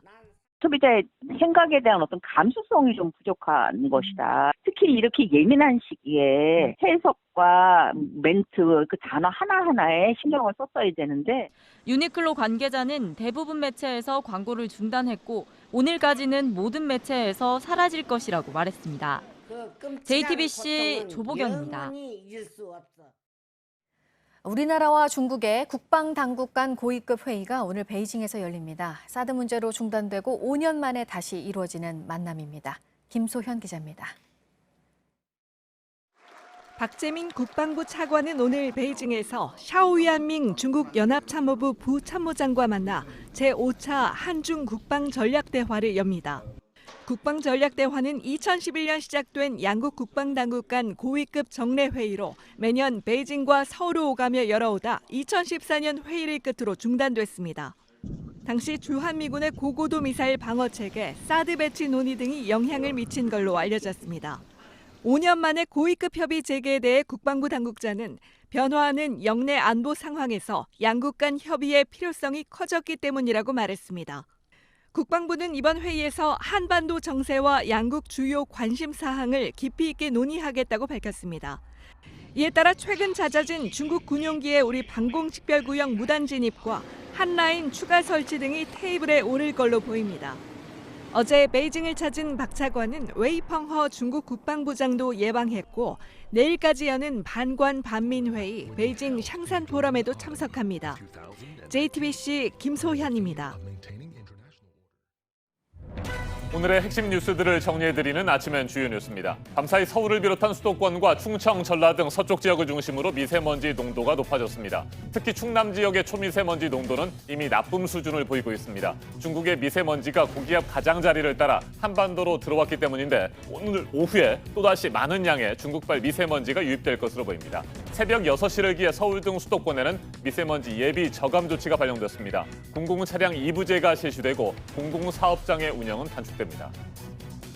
아프리카 돼지열병에 감염된 멧돼지가 10마리로 늘었습니다. 이번에 바이러스가 검출된 지점은 경기도 연천 민통선에서 남쪽으로 약 3km 떨어진 곳으로 아프리카 돼지열병이 훨씬 광범위하게 퍼진 게 아니냐는 우려가 커지고 있습니다. 더불어민주당이 패스트트랙으로 올라온 법안들 가운데 고위공직자 범죄수사처 설치법을 검경수사권 조정법과 선거법에 앞서 먼저 처리하기로 방침을 정했습니다. 자유한국당은 공수처 사법 개혁을 막겠다며 강하게 반발하고 있습니다. 조국 전 장관 부인 정경심 교수의 사모펀드, 또 자녀 입시 의혹 등에 대해서 사실상 조사를 마무리한 검찰이 구속영장을 청구할지 이번 주에 결정할 것으로 예상됩니다. 정 교수 건강 상태가 변수가 될 것으로 보입니다. 복면 금지법에 반대하는 홍콩 시위대가 중국계 은행과 점포 등을 집중 공격하고 있습니다. 반중 정서를 격렬하게 드러내고 있습니다. 시위를 이끌고 있는 시민단체 대표와 야당 정치인 등이 백색 테러를 당하고 경찰의 강경 진압이 잇따르자 시위대는 그 배후에 중국이 있다며 더욱 반발하고 있습니다. 러시아 시베리아에 있는 댐이 무너지면서 20명이 사망하거나 실종됐습니다. 금을 채굴하기 위해 허가를 받지 않고 세운 댐으로 안전 규정을 위반했는지 등에 대해서 조사가 이뤄지고 있습니다. 진성준 전 더불어민주당 의원이 지난 토요일 검찰 개혁을 촉구하는 촛불 집회에서 2012년 김무성 자유한국당 의원이 공수처법을 대표 발의했다고 말했습니다. 이에 대해 김무성 의원 측은 공수처법을 대표 발의한 적도 공동 발의자로 참여한 적도 없다며 적극 부인했습니다. 이후 진성준 전 의원은 확인 결과 대표 발의자는 이재호 전 의원이었다며 기억 착오였다고 사과했습니다. 민간택지 분양가 상한제 관련 법안이 내일 국무회의를 통과하면 다음 주에 시행이 될 예정입니다. 적용 지역은 선정 절차를 거쳐서 이르면 다음 달 초순에 발표가 될 것으로 전망됩니다. 문재인 대통령이 오늘 종교 지도자들을 청와대로 초청해 간담회를 개최합니다. 국론 분열의 우려가 커지고 있는 상황에서 종교 지도자들에게 통합을 위해 힘써달라고 당부할 것으로 예상됩니다. 지금까지 아침엔 주요 뉴스 정리해드렸습니다. 미국 조지아주의 한 육군 부대에서 장갑차 사고로 장병 3명이 숨졌습니다. 현지 시간 19일 조지아주 포트 스튜어트 육군기지에서 훈련 도중 전투용 장갑차 충돌 사고가 일어났습니다. 장갑차에 타고 있던 장병 3명이 그 자리에서 숨지고 또 다른 3명은 부상을 입고 병원으로 옮겨진 걸로 알려졌는데요. 구체적인 사고 경위는 밝혀지지 않았습니다. 군 당국이 정확한 사고 원인을 조사하고 있습니다. 주택들의 지붕이 흔적도 없이 사라졌습니다. 현지 시간 20일 미국 펜실베니아주의 한 주택에서 폭발이 일어난 뒤 불이 났는데요. 다닥다닥 붙어있는 건물을 타고 불길이 빠르게 번졌습니다. 모두 10채의 집이 불탔는데요. 천만다행으로 주민들은 급히 대피해서 피해가 없었습니다. 현장에서 강한 가스 냄새가 났다는 소방관의 진술을 토대로 당국이 정확한 폭발 원인을 조사하고 있습니다. 스페인 마드리드 도심에서 양떼몰이 축제가 열렸습니다. 양떼가 뛰어다니는 이곳은 마드리드의 도심입니다. 과거 중세 시대에는 양들을 방목지로 옮기기 위해 이렇게 시내를 통과시켜야 했는데요. 그 전통이 이어져서 지금은 하나의 축제로 자리 잡았습니다. 이날만 무려 2,000마리가 넘는 양들과 100여 마리의 염소들이 거리를 가로질러 갔다고 하는데요. 이 진풍경을 보기 위해 올해도 많은 관광객이 이곳을 찾았습니다.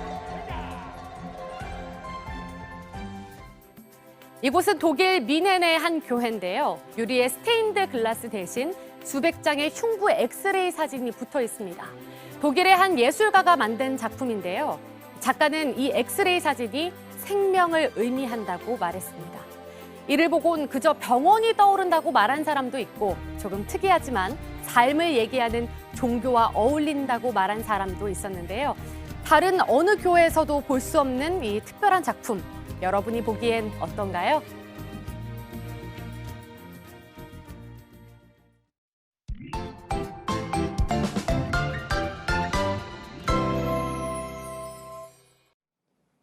월요일 아침 전국이 쌀쌀합니다. 기온이 많이 떨어졌습니다. 오늘 중서부 지방은 미세먼지 농도가 높겠습니다. 자세한 기상 정보 살펴보겠습니다. 김연아 캐스터, 먼저 기온부터 살펴볼까요? 네, 오늘도 출근길 옷차림 정말 따뜻하게 하셔야겠습니다. 네. 내륙 곳곳 10도 안팎까지 떨어져 있는데요. 서울과 춘천이 11도, 전주도 11도, 광주와 대구는 12도 가리키고 있습니다. 하지만 낮 기온은 어제보다 더 오르겠습니다. 서울의 경우 최고 25도로 평년 기온을 6도 이상 웃돌겠고요. 그 밖에도 전주와 광주가 24도, 대구와 부산은 23도로 예상됩니다. 이렇게 곳곳 일교차가 상당합니다. 내륙 지역 중심으로 10도 이상 벌어지는 곳도 무척 많겠습니다. 네, 밤사이 미세먼지 농도가 높아졌죠. 네, 그렇습니다. 흔히 가을을 미세먼지의 계절이라고 부르기도 하죠. 요즘 좀 잠잠했는데 다시 공기질이 탁해졌습니다. 오늘 수도권과 충남 등 중서부 지방에서 미세먼지 나쁨 수준 보이는 곳이 많겠는데요. 오전엔 대기 정체로 국내외 미세먼지가 쌓여 있겠고요. 거기에 늦은 오후부터는 중국발 스모그가 추가 유입되면서 농도는 더욱 높아지겠습니다. 대기질 정보 관심 있게 확인하시고요. 마스크도 꼭 착용하시는 게 좋겠습니다. 네, 호흡기 질환에 걸리지 않도록 주의를 해야 될 것 같습니다. 이번 주에 전반적인 날씨는 어떻습니까? 네, 일단 내일도 미세먼지 농도는 높습니다. 또 황사 유입 가능성도 있고요. 기온은 조금씩 떨어지면서 주 후반에는 평년 수준으로 쌀쌀하게 느껴지겠습니다. 또 내일은 제주에, 수요일엔 강원 영동에, 목요일엔 강원 영동과 남부지방에 비 소식 들어 있습니다. 네, 미세먼지에 황사까지 오는군요. 네, 그렇습니다. 아직 가능성이긴 하지만 조금 더 지켜보시면 좋을 것 같아요. 네, 건강관리에 신경을 써야 될 것 같습니다. 김연아 캐스터, 잘 들었습니다.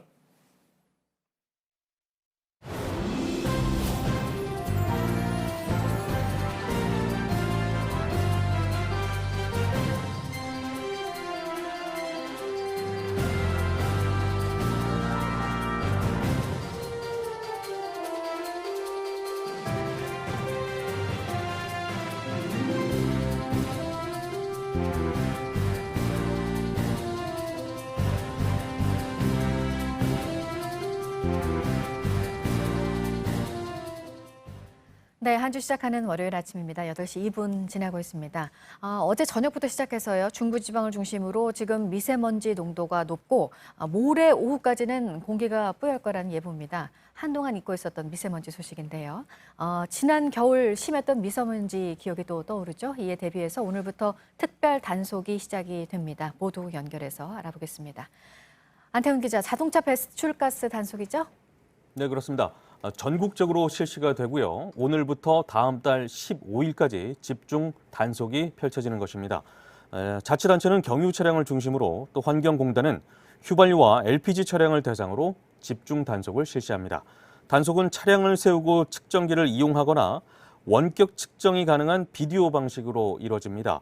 원격 측정기는 측정 지점을 통과할 때 적외선과 자외선에 흡수된 배출가스의 양을 분석해서 농도를 측정하는 장비입니다. 측정을 응하지 않거나 기피할 경우에는 200만 원 이하의 과태료를 물어야 합니다.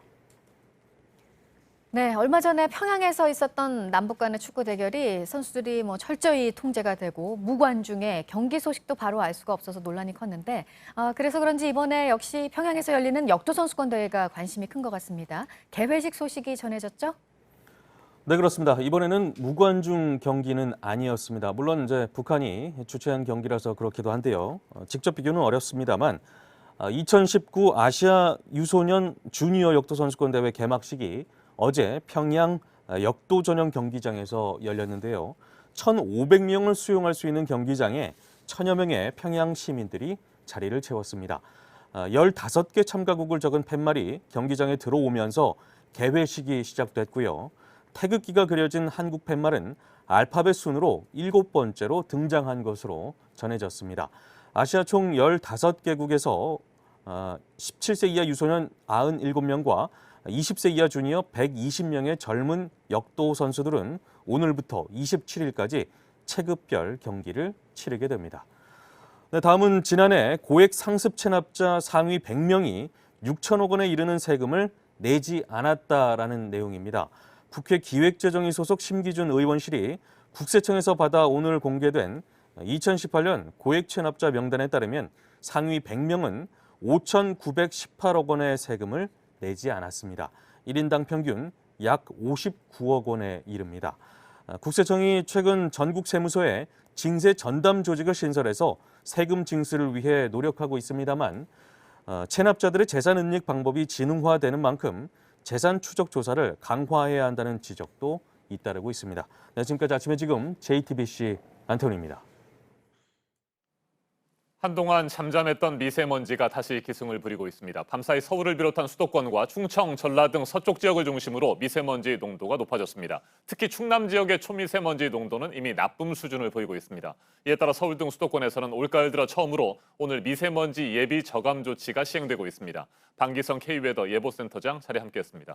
어서 오십시오. 네, 안녕하세요. 네, 센터장님, 이제 미세먼지 시즌이 시작됐다고 봐야 됩니까? 네, 그렇죠. 이제 우리나라 같은 경우는 대개 이제 11월서부터 나빠지는데 그 전 단계로 10월 하순경 정도가 되면은 미세먼지가 나빠지기 시작을 합니다.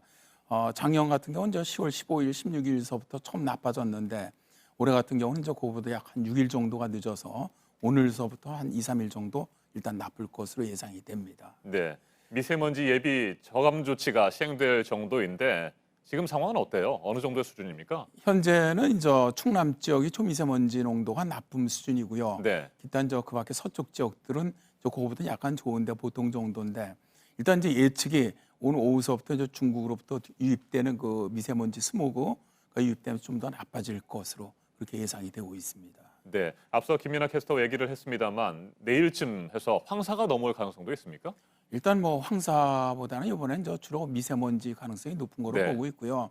일단 오늘 오후서부터 이제 일단 스모그 이제 물론 황사 일부가 넘어왔거든요. 황사도 뭐 전혀 무시할 수는 없는데 가능성은 있지만 그래도 이제 중국으로부터 넘어오는 이 미세먼지 양의 영향을 좀 더 많이 받는 것으로 그래서 일단은 내일 오전이 가장 나쁠 것으로 이번 오늘부터 이제 모레 사이에는 네. 그렇게 예상이 되고 있습니다. 그러면 수요일쯤부터는 다시 괜찮아지는 겁니까? 일단 뭐 수요일 오전까지는 나쁘고요. 이제 네. 목요일서부터 주말까지는 괜찮습니다. 괜찮고 다음 주 초반에 또 다시 28일부터 한 30일 사이 정도가 나빠질 것으로 예상이 됩니다. 네, 지난 겨울의 경우에 말이죠. 3한 3이라고 해서 3일 정도 추우면 4일 정도, 나흘 정도는 미세먼지 때문에 고생하는 그런 날씨들이 계속 이어졌잖아요.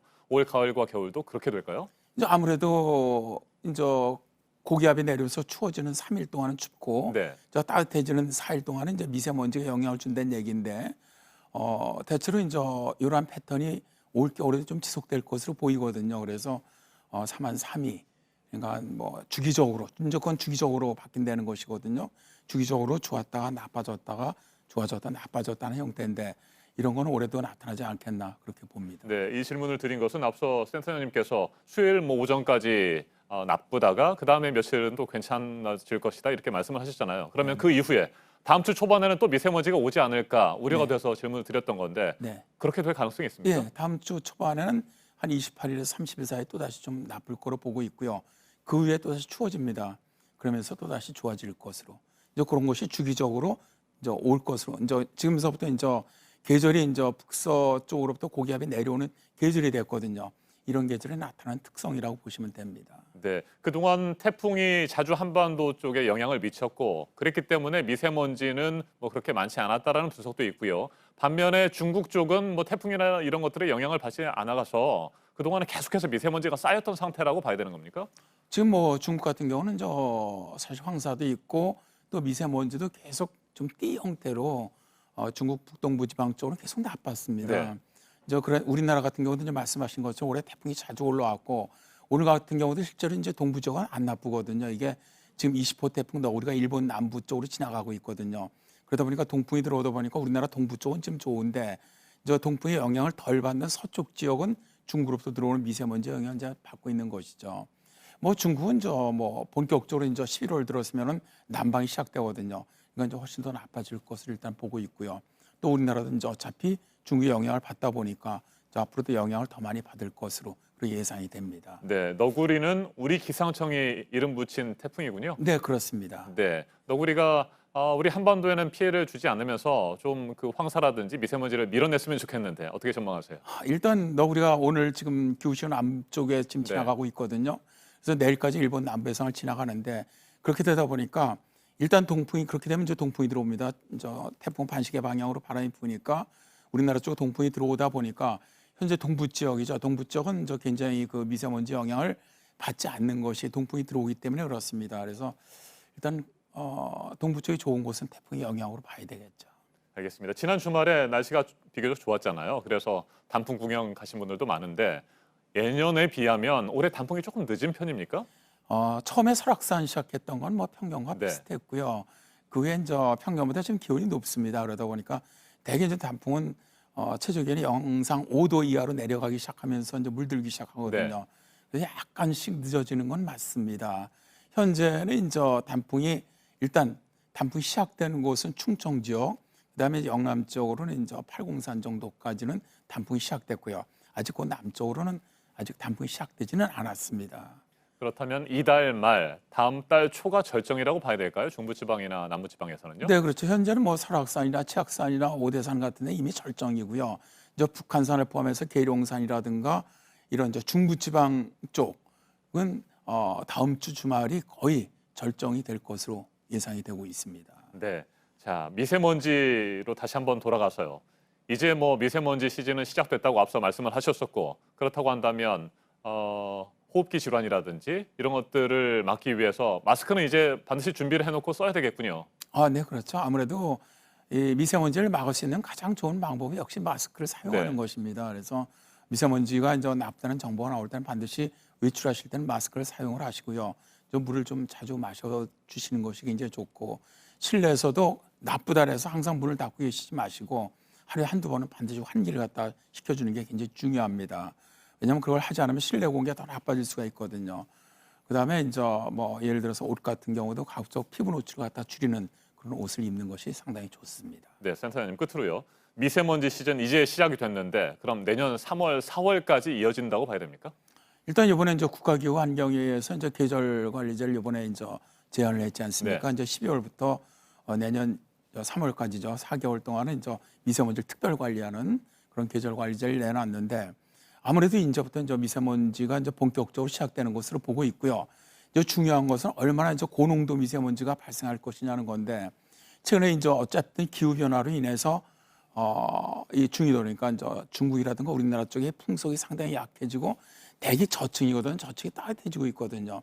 이 얘기는 뭐냐면은 일단 이 미세먼지가 확산될 수 있는 조건이 나빠진다는 얘기입니다. 그러니까 좀 정체되고 축적될 가능성이 높아진다는 거거든요. 그래서 올해 3월만큼 그렇게 나쁘겠느냐 그건 아직은 예측하기는 쉽지 않습니다. 그러나 상당히 이제 앞으로 해가 갈수록 고농도 미세먼지가 발생할 가능성은 좀 높아지지 않겠느냐 그렇게 보고 있습니다. 네.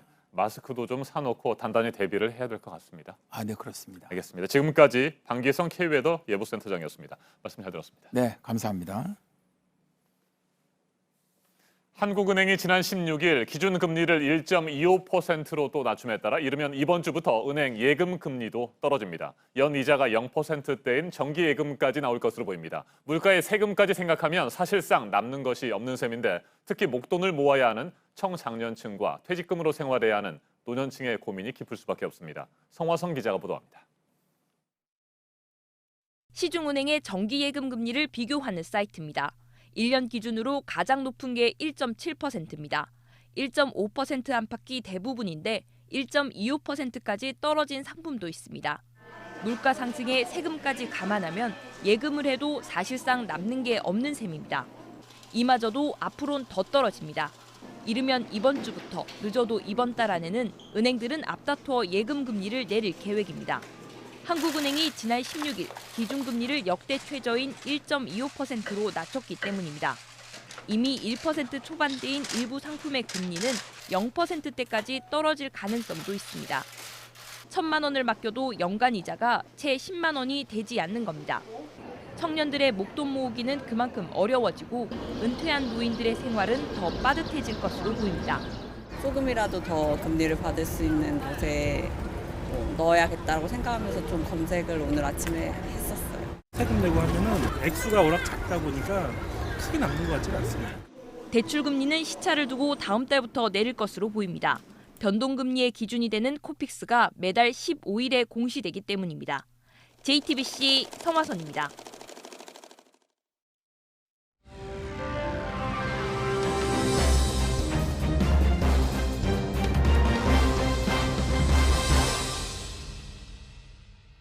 네, 브렉시트 합의안이 영국과 유럽연합 간에 나오긴 했지만 이번에도 의회를 넘지 못했습니다. 혼란이 더 이어지게 됐습니다. 최인택 중앙일보 국제전문기자와 좀 더 얘기해 보도록 하겠습니다. 어서 오세요. 네, 안녕하십니까. 네, 아무리 유럽연합과 합의안이 나와도 이번에도 그 의회 문턱을 넘길 수 있겠느냐 이런 예상이 됐었는데 일단 의회가 긴박하게 움직이기는 한 것 같아요. 토요일에 하원이 문을 연 거 보면. 근데 이 브렉시트 합의를 보류시키는 그런 수정안이 통과가 됐어요. 예, 그렇습니다. 원래 그 영국 하원은 토요일에 문을 열지 않습니다. 한 몇십 년 전에 한번 연 적이 있는데 이번에 연 이유는 그 지난달 그 10월 19일까지 브렉시트 합의안이 통과 안 되면은 내년 1월 말로 연기한다는 법안을 통과시켰습니다. 네. 그래서 19일까지 안 되면은 그 무조건 가기 때문에 일단 열어 가지고 표결을 했는데.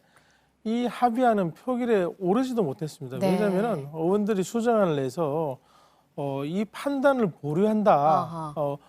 영국 의회가 중심이지 그 총리와 EU가 합의한 거는 하위 개념이니까 의회가 브렉시트 이행 법안을 만들어서 통과시키기 전까지 이번에 해온 합의안에 대해서 판단을 보류한다. 그러니까 그 합의안에 대한 투표도 못하게 한 거죠. 네. 이런 이제 그 수정안이 나왔는데 16표 차로 통과가 됐습니다. 그렇기 때문에 영국 지금 이제 그 보리스 존슨 행정부가 일단 한번 밀린 거죠. 그러니까 존슨 총리의 이른바 굴욕이 이어지고 있는 겁니다. 말씀하신 대로 표결조차 이루어지지가 않았으니까요. 그 유럽연합과 이 존슨 총리가 가서 유럽연합과 그 합의를 어렵게 낸 그 합의안, 뭐를 문제로 봤을까요, 의회가? 예, 그 지금까지 합의하면서 가장 큰 문제는 북아일랜드입니다. 네. 예, 영국은 이제 그레이트 브리튼 섬에 뭐 잉글랜드, 스코틀랜드, 웨일스가 있고요. 그리고 그 북아일랜드가 아일랜드 섬 북쪽에 붙어 있습니다. 그런데 아일랜드는 독립 그 주권 국가이자 EU 회원국입니다. 영국이 유일하게 육상으로 국경을 맞댄 지역인데요.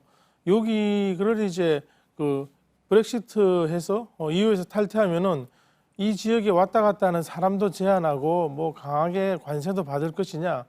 그렇게 하면은 이 두 지역은 사실 같은 섬이고 뭐 경제권으로 굉장히 밀접한데 이 문제가 계속 문제가 됐거든요. 그런데 이번 합의에서는 아주 독특하게 해서 이 지역에 대해서 영국 법과 EU 관세 동맹 관련 법안이 동시에 적용되도록 그렇게 합의를 했습니다. 그런데 그렇게 하니까 또 이제 북아일랜드를 기반으로 하는 정당이 우리는 그러면 그 브렉시트 안 시켜주겠다는 거냐, 근데 이 정당이 또 이제 영국 보수당하고 연립을 하고 있기 때문에 굉장한 반대표가 나왔습니다. 그런 과정에서 네. 이제 서로 그 토론하고 뭐 갈등하고 하면서 이런 결과가 나온 것으로 보입니다. 네. 근데 이제 존슨 총리가 약속한 게 있어서 이제 EU 측에, 유럽연합 측에 이 브렉시트를 추가로 연장하는 거를 이제 요청을 해야 됩니다. 근데 좀 자존심이 상했는지 좀 다른 방법을 썼다 그래요. 서명도 안 하고 내 생각은 이게 아니다. 편지도 같이 보내고요.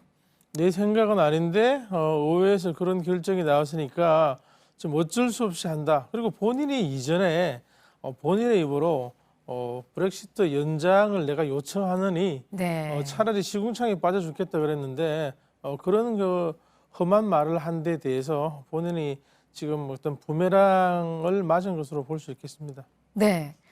근데 다음 주에 합의한 표결을 다시 추진을 하겠다는 입장이죠. 존슨 총리는 지금. 본인이야 그렇게 하겠지만 네. 의회가 그 사이에 생각을 바꿔가지고 그렇겠죠. 다시 뭐 그렇게 해주겠다고 할 리도 없고 그리고 영국 지금 의회는 브렉시트를 추진하고 있는 그 영국 보수당도 과반수가 아니고 네. 반대하는 그 노동당도 지금 이제 과반수가 아닌데다가 보수당 내에서도 노딜을 그냥 가자고 강력하게 주장하는 사람이 있기 때문에 표결을 몇 번을 다시 한들 뭐 계속 빙글빙글 돌 수밖에 없는 그런 상황으로 보입니다. 네. 만약에 이게 하원을 결국은 못 넘어서 원래 이달 말로 이제 브렉시트가 되는 건데 이게 내년 1월로 미뤄지게 된다면 혼란이 또 상당해지는 거잖아요. 혼란이 상당해지는 것도 있고 네. 과연 또 EU 정상들이 받아들일 거냐 하는 문제도 있거든요. 네. 연장이 도대체 몇 번째냐? 너네 의회는 뭘 하는 거냐? 영국이란 나라는 지금까지 그렇게 훌륭한 그 의회 민주주의를 실천해 왔는데 이 브렉시트에서 왜 이렇게 제대로 결정을 하지 못하고 이를 진척시키지도 못하고 국민의 의사도 제대로 모으지 못하느냐?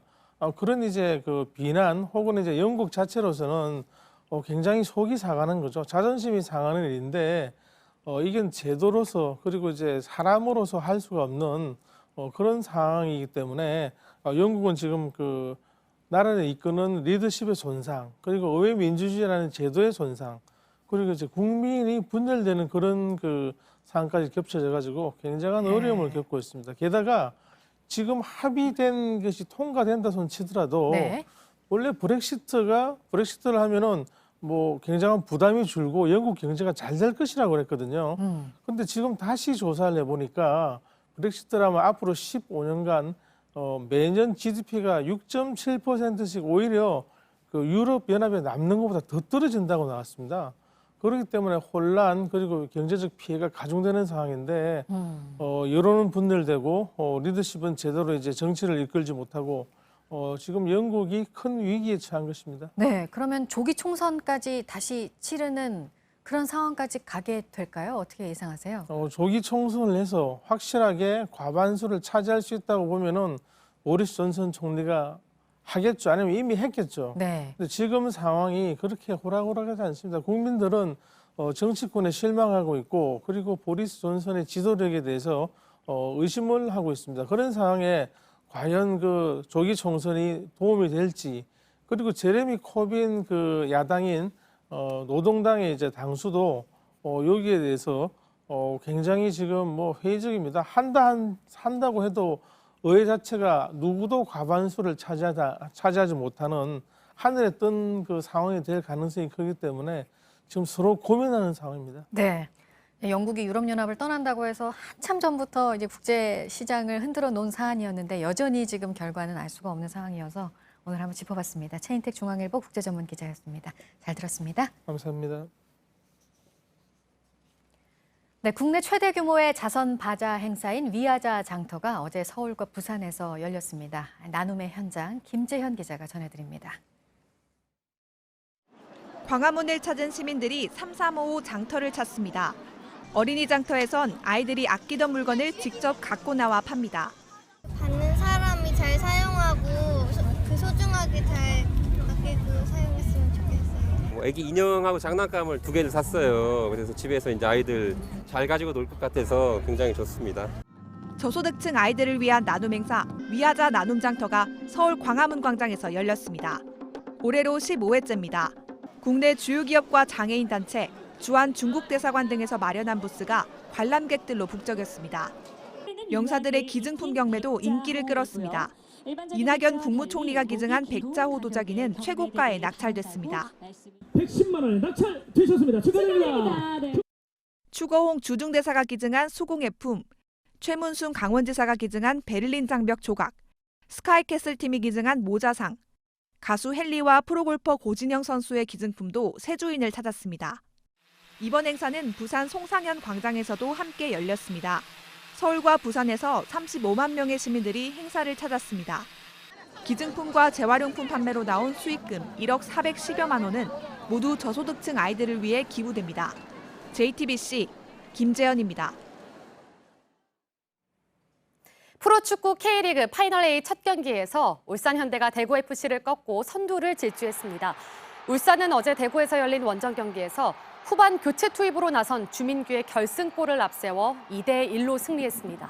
해결사 주민규는 오른쪽 측면에서 날아온 크로스를 한 번에 골로 연결하며 승리의 마침표를 찍었습니다. 승점 72점을 쌓은 울산은 포항을 3대0으로 완파한 전북과 승점 1점 차를 유지하며 1위 자리를 지켰습니다. 배드민턴 여자 복식 정경은 백하나 선수가 2019 덴마크 오픈 배드민턴 선수권 대회에서 우승을 차지했습니다. 세계 랭킹 45위 정경은 백하나는 현지 시간 20일 덴마크 오덴스에서 열린 세계 배드민턴 연맹 월드투어 750 덴마크 오픈 여자 복식 결승전에서 세계 랭킹 3위인 중국의 천칭천 자이판조를 2대1로 꺾고 금메달을 목에 걸었습니다. 10살 차이가 나는 베테랑 정경은과 신예 백해나는 지난 5월 팀을 결성했고 지난 8월 인도 하이데라바드 오픈에 이어 이번에 두 번째로 국제대회 금메달을 땄습니다. 케냐 출신 귀화 마라토너 오주환이 어제 경주 국제마라톤 대회에서 2위를 차지해 2020 도쿄올림픽 출전권을 사실상 확보했습니다. 오주환은 2시간 8분 42초 기록을 세우며 케냐의 케네디 키프로프, 체보로트에 이어 2위에 올랐습니다. 이는 한국 국적 선수 역대 6위에 해당하는 기록입니다.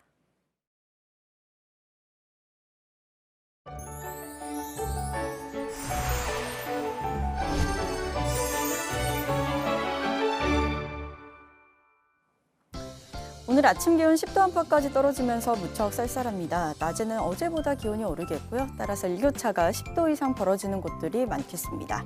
또 다시 미세먼지가 기승이죠. 오늘 수도권과 충남 등지에서 일평균 나쁨 수준 보이겠습니다.